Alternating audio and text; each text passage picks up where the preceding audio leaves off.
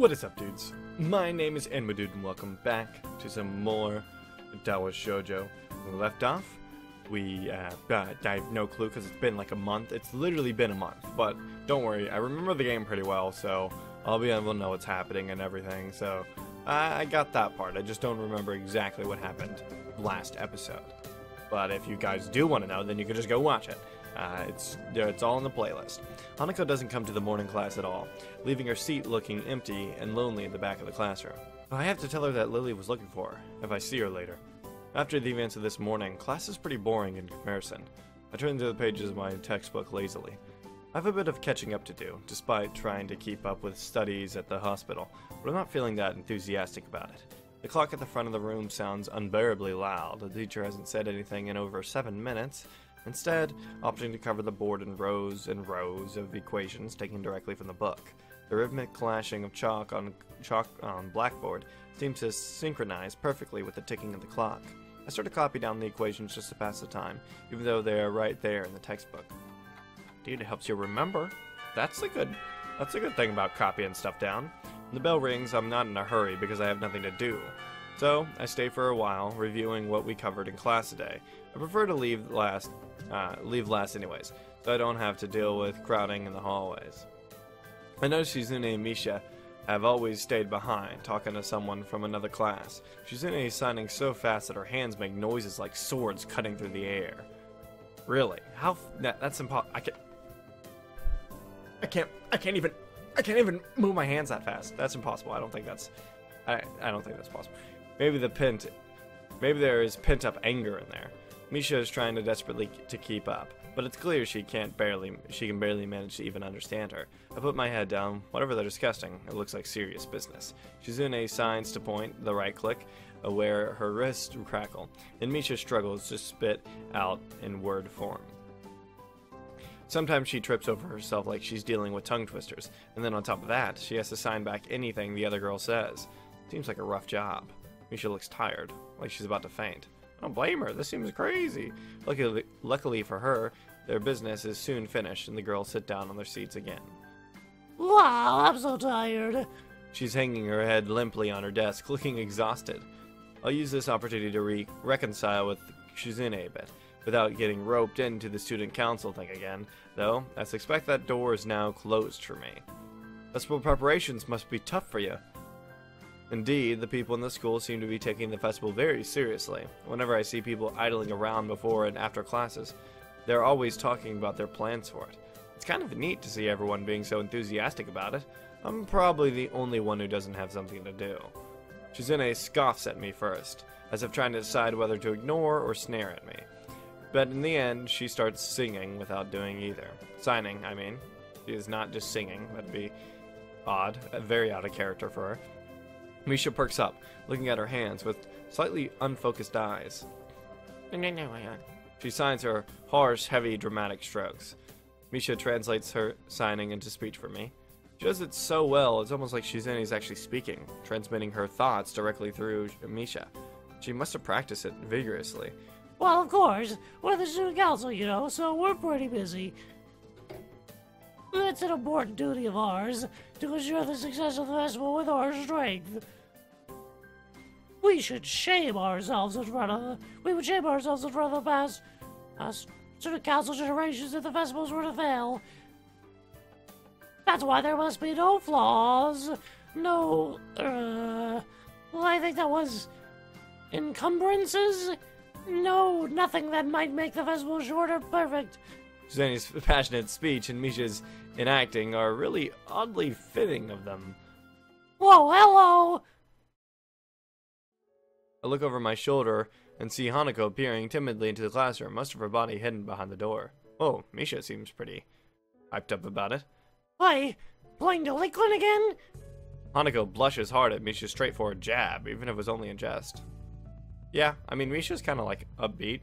Oh, this seems kind of out of character. I guess it's just a joke, but you know, it seems kind of weird. Shizune stares at her probingly, causing Hanako to look down and start backing away to the point where only her fingers can be seen wrapped nervously around the edge of the door. Maybe she's showing her dislike of Hanako by association of her dislike of Lily. It appears so, and Hanako probably knows it as well. What is it, Hanako? Has Lily been here? Sorry, haven't seen Tato. She, came by in the morning, though. Hanako keeps looking uneasily at Shizune, who stares back at her with her usual studying gaze. What is she trying to do? Of course, Shizune isn't going to look away, and she is intimidating enough as it is, but I can only imagine how terrified Hanako would be. Yeah, come on, just let's all chillax, let's all, take one step back, let's all just love each other, No one has to start screaming at people just because they're a little late. It is a little uncomfortable watching Hanako's reaction to Shizune's normal behavior. This is what happens when two people at different extremes meet, it seems. Do you know where she is?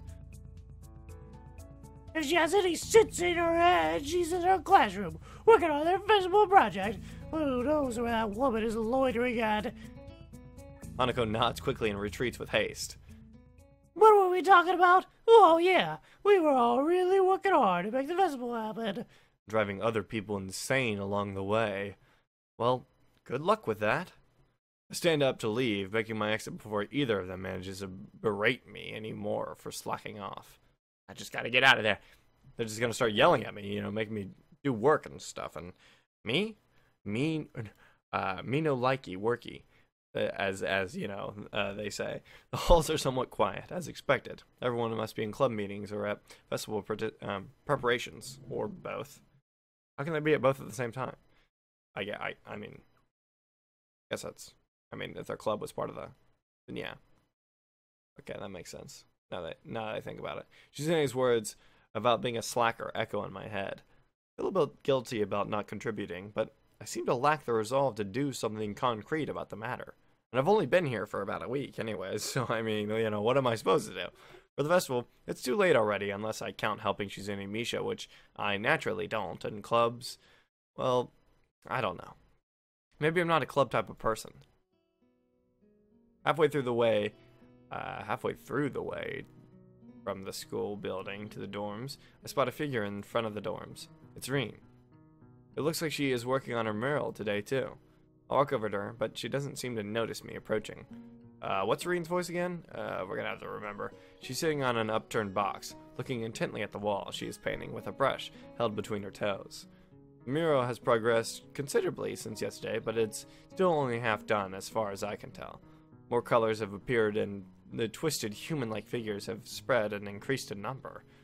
I have to say, the style is quite eye-catching and very unique, but not that I would be knowledgeable about art by any measurable scale, but it's very nice looking nonetheless. Yeah, the colors are very nice. I clear my throat to get her attention, but not startle her so that her concentration won't break. Wait. She doesn't even turn to check who it is. I'll wait.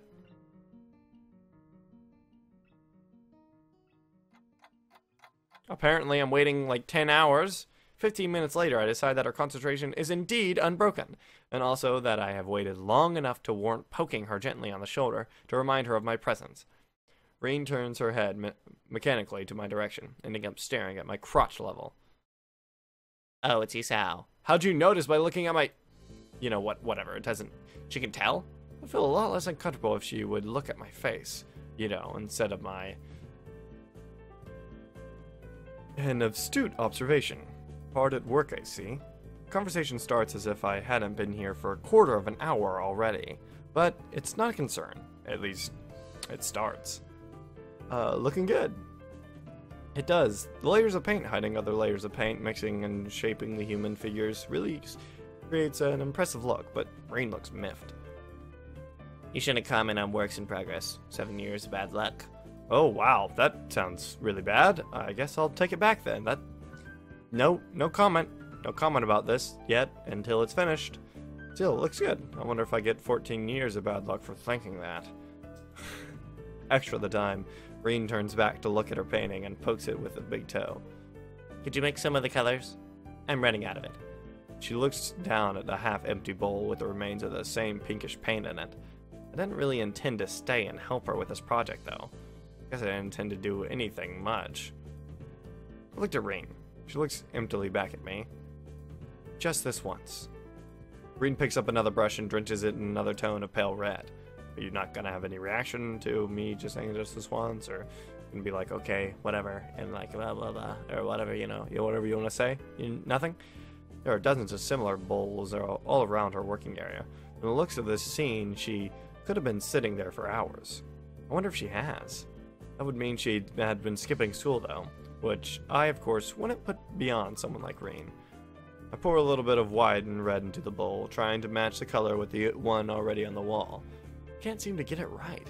It's really inconvenient of her to not mix enough in the first place. Getting it to be exactly the same tone will be impossible. At least, I can try to get as close as I can. Speaking of hard work, is that a huge workload for you two? It's such a big painting and all. I mean, it's a whole entire wall, and it's just you, and you don't have any arms? So that's gotta be, tough. Even for a person with arms, that's tough. Oh, I'm not old and bitter enough yet to think like that. I guess you aren't, but, you don't have to be old. You don't have to be really old. Bitter, this is just a lot of work, You guess right. Legs hurt, though. They feel like slugs. Like made of sea slugs. Slugs made of... That's, like, really sluggish, huh? Because of the position? Yeah, I like doing it in a horizontal position more. If you know what I'm talking about.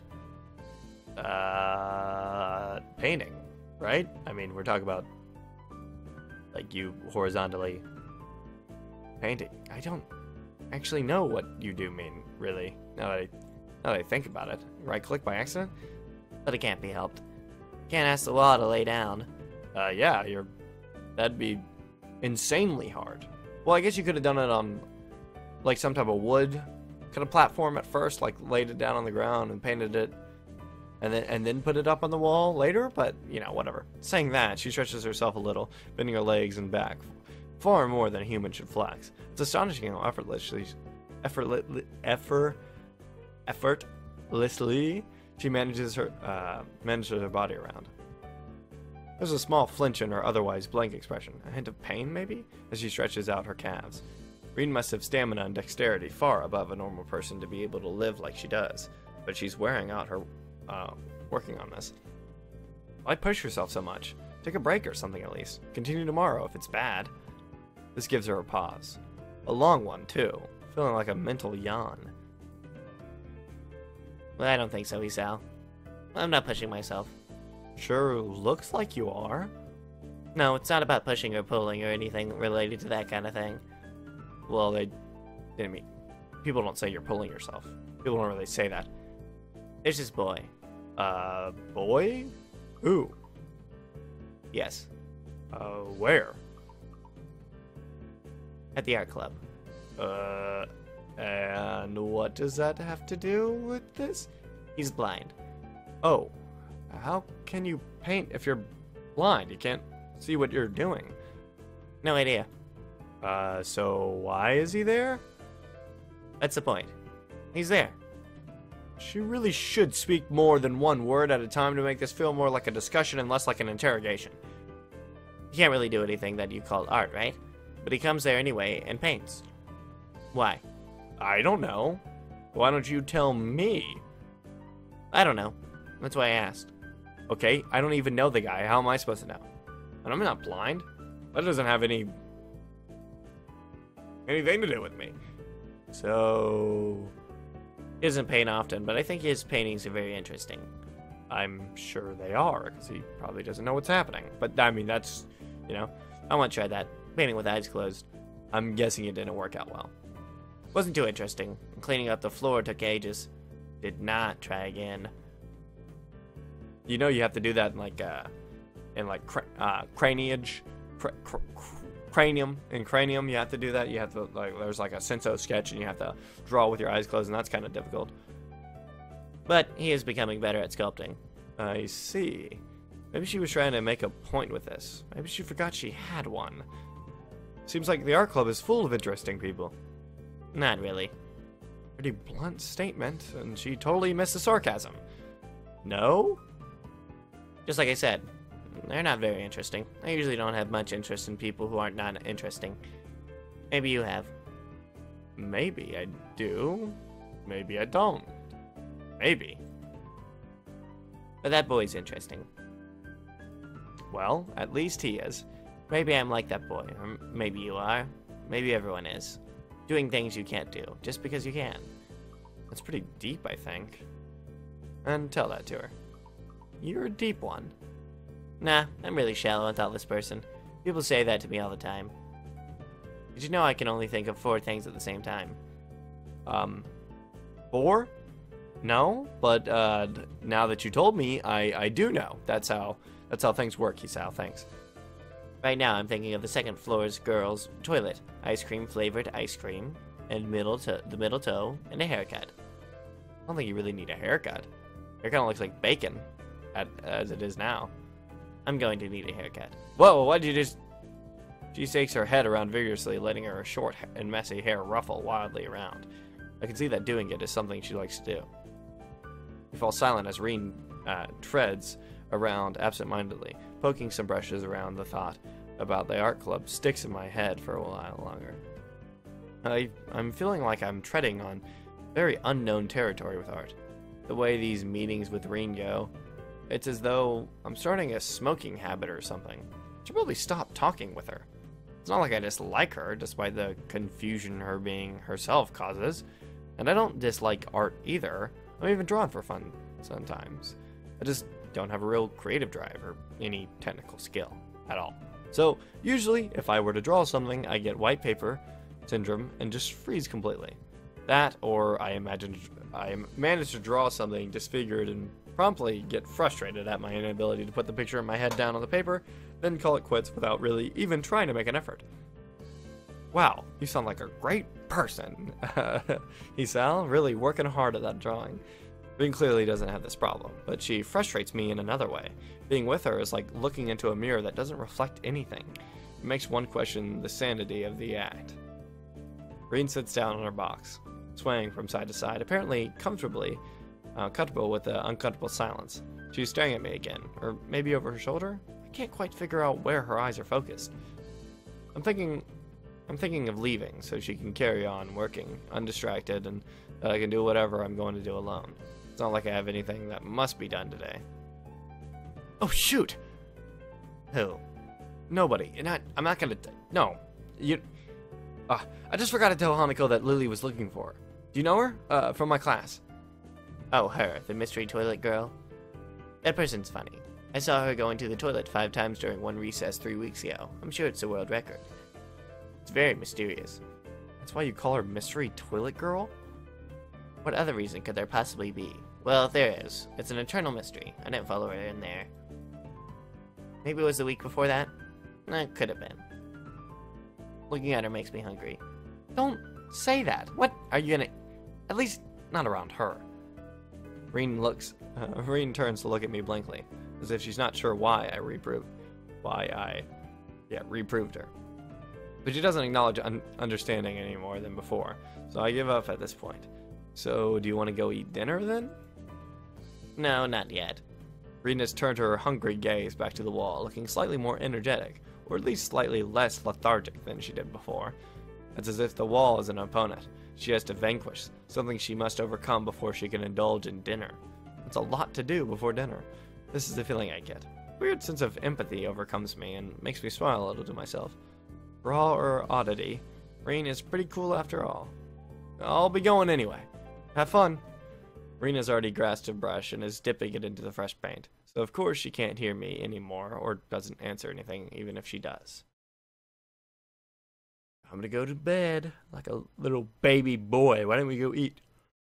Maybe we did. Adhering to the nurse's nagging voice in the back of my head, I set my alarm clock to wake up early enough to go jogging again. I made a promise and I'm going to keep it. Besides, Emmy is bound to rat on me if I don't show up. Rat. But it's not all that bad. Yeah, we're surrounded by a whole bunch of cute girls. It's not that bad, dude.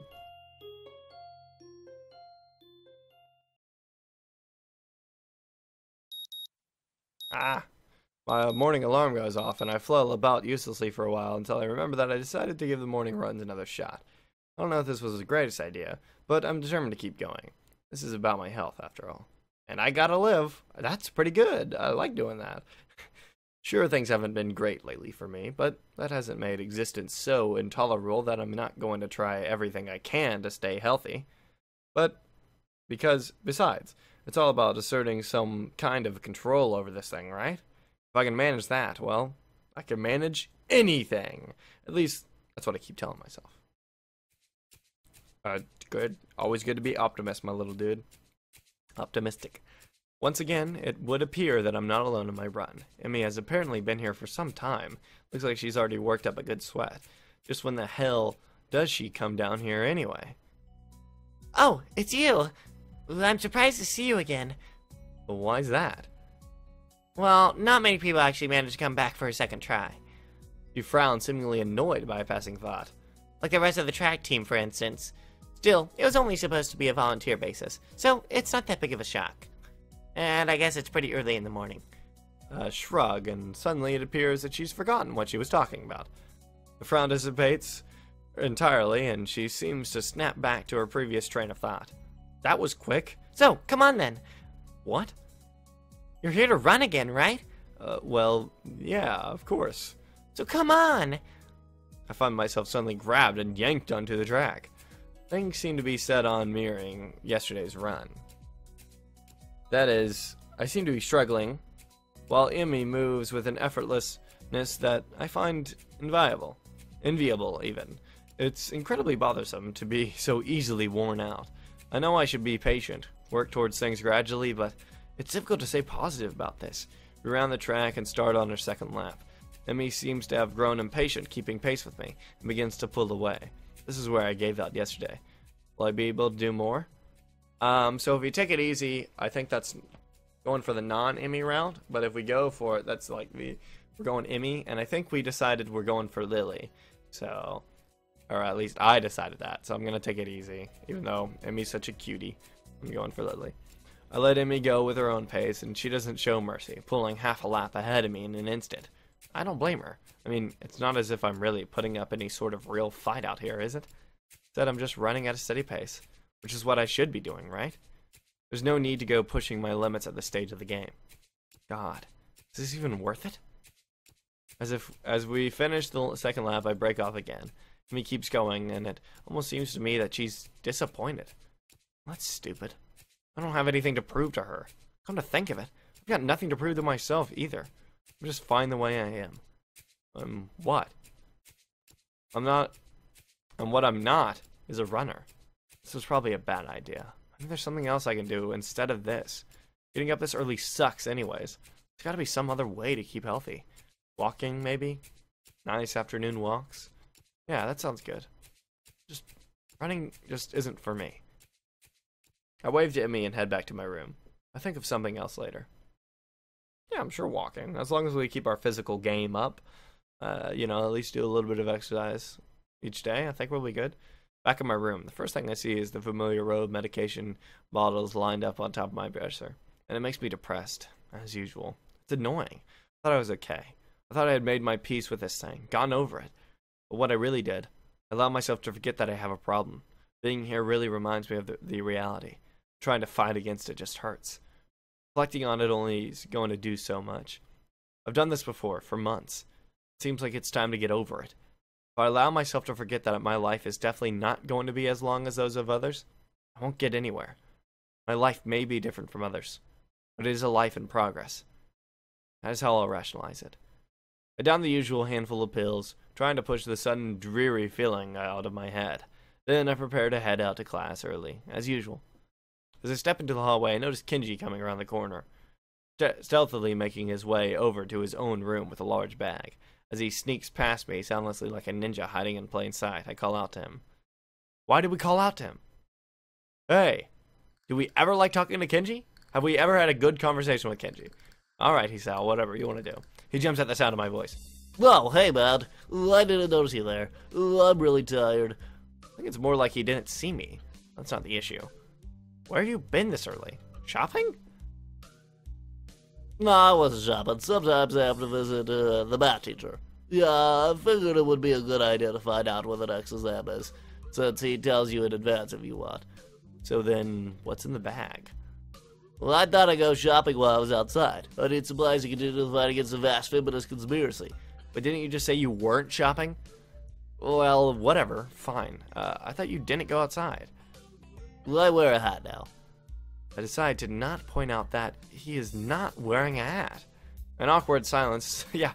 Kenji, you have no hat upon your head. You have nothing upon your head except for your hair. That is it. An awkward silence settles between us, and then Kenji breaks it by pushing his door open slowly, releasing a creaking sound into the air that only makes the moment seem more awkward. He sets the bag down inside his room and then closes the door. I'm surprised you went out of your way to find out about a test day. Trying to take advantage of an opportunity to study is pretty diligent. Well, I never study. Oh, then why'd you ask? Well, I just want to know what the next test day was. I'm still gonna take it, duh. Well, I need to know so I know what day I can't afford to skip class. Well, he usually sends out updates on that crap by phone. So, I had to step out and check up on it. And why do you have to go out? When you can get it on your phone? Well, I don't carry a phone. Well, why don't you get a phone? What do you mean you don't carry a phone? You mean you just leave it at home? Well, I don't use phones. I don't have a phone. Phones. I have no phone. That does make... You are almost... You're legally blind, so I mean, that would make sense to not have a phone, I guess. I mean, sure. I guess you could make everything really big on it, though, and look at it. Why don't you have a phone? How can you not have a phone? No phone at all? No phone. No phone. No phone. That's what we sound like. Well, I just don't like phones. Well, actually, I'm kinda scared of them. Well, I don't know why. Well, I think it's just some kind of repressed trauma. And the NSA is also watching your every move when you have a phone. They're just looking at everything, single thing you're doing. But basically, when I hear a phone, I get nervous. Well, it's my darkest secret. Well, apparently not too dark, since you just told me randomly, Kenji. But whatever. Even when you hear a phone, you get scared? Well, I have two theories on it. Either I have some fear of receiving some unidentified, anonymous, life-altering doom call, or I was beaten with a phone in the past. Beaten so badly I can't remember it. Beaten in the head, for sure. Maybe as a little kid? Well, where else could I get beaten with a phone that would make me unable to remember it? Yes. No way that would happen. The head is the only place where they could make me forget my memories. Unexpectedly logical. I feel very depressed now. Sensing this conversation is more or less over, Kenji opens his door again and prepares to head inside. Yeah, I'm going to sleep, dude. Have a good one. Class is going to start in like 20 minutes. I already did something today. Too tired to go to school. What? Well, whatever. Whatever you want to do, Kenji. You do you. I don't really need you in class anyways. I don't think you even are in my class. I don't know where you go. I don't know. I get some lip balm. I actually bought two because I thought the store had started selling other bottles. AA batteries. Thanks, but no thanks. Why would you buy individual AA batteries? Whatever. Whatever, bud. He swiftly enters his lair, finally letting me go to the class. The class. For a change, I'm not among the first ones to come to the morning class, and for a change, we're going to end the video here. Thank you guys so much for watching. Make sure to like if you enjoyed, subscribe for some more, and I will see you guys in the next video.